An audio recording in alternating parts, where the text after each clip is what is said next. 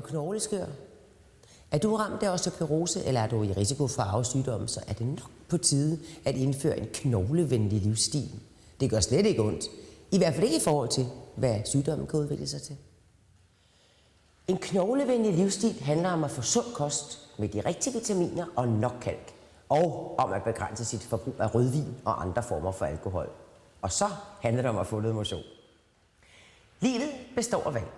Hvis det handler om at spise sundt, varieret og få noget motion, og så til gengæld få stillet en bedre livskvalitet i udsigt, så er valget vel ikke så svært. Eller hvad synes du? Osteoporoseforeningen har udgivet en flot kogebog om knoglestærk kogekunst, som er fuld af opskrifter på sund mad. Her er alt fra karrysuppe til knækbrød og fra koldskål til kyllingebryst.